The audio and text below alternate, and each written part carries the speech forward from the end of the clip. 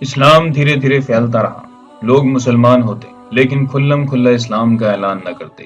ابھی آپ صلی اللہ علیہ وسلم نے بھی کھل کر کام نہ شروع کیا تھا، ابھی کھل کر لوگوں کو اسلام کی دعوت نہ دی تھی۔ جو مسلمان تھے وہ بھی اپنے اسلام کو چھپاتے اور اندر ہی اندر دین کی دعوت دیتے تھے۔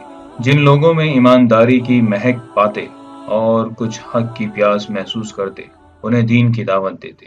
قریش کے سرداروں کی نگاہوں سے بہت بچ بچ کر رہتے۔ قرآن پڑھنا ہوتا یا آیتیں یاد کرنی ہوتی تو بستی کے باہر نکل جاتے۔ نماز کا وقت ہوتا تو چھپ چھپا کر گفاؤں میں چلے جاتے، وہاں اطمینان سے نماز ادا کرتے اور پرانے مسلمان نئے مسلمانوں کو صورتیں یاد کراتے، دین کی باتیں بتاتے۔ کسی طرح بددینیوں کو بھی کچھ سنگن مل گئی، اب انہیں سارا بھید جاننے کی فکر ہوئی، وہ مسلمانوں کی ٹوہ میں لگ گئے۔ بہت جلد انہیں ساری باتیں معلوم ہو گئیں، وہ جان گئے کہ مسلمان گفاؤں میں جا جا کر نمازیں پڑھتے ہیں اور آپس میں کوئی نیا دین سیکھتے سکھاتے ہیں۔ انہیں معلوم ہو گیا کہ محمد صلی اللہ علیہ وسلم ایک اللہ کی دعوت دیتے ہیں، بہودیوواد اور مورتی پوجا سے روکتے ہیں۔ مورتیوں کے ماحول میں اکیشور واد کی آواز کتنی عجیب آواز تھی۔ کیا محمد ابو طالب کا یتیم بھتیجا نبی ہونے کا دعویٰ کرتا ہے؟ کیا وہ سب کو دین سے پھر جانے پر ابھارتا ہے؟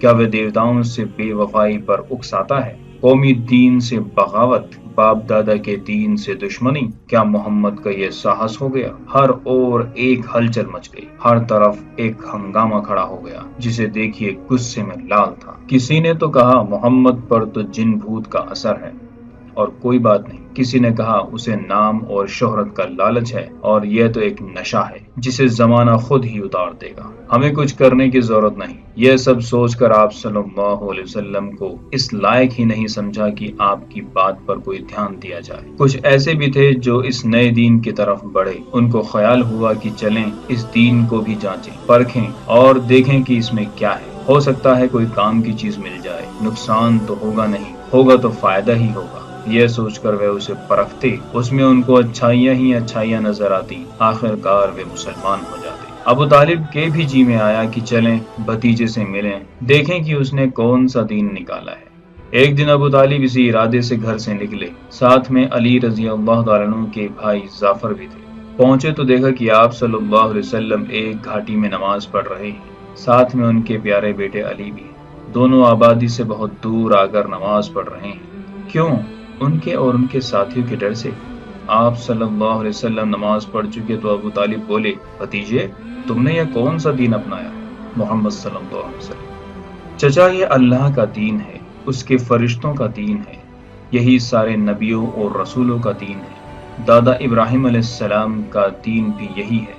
اللہ نے یہ دین دے کر مجھے دنیا والوں کی ہدایت اور مارگدرشن کے لیے بھیجا ہے۔ میرے پیارے چچا، آپ کا مجھ پر سب سے زیادہ حق اور ادھیکار ہے، میری خیر خواہی کے آپ سب سے زیادہ حقدار ہیں۔ آپ کا سب سے بڑا ہت میری نظر میں یہ ہے کہ میں آپ کو اس دین کی دعوت دوں، آپ کو بھی چاہیے کہ میری اس تمنا کو ٹھکرائیں نہیں۔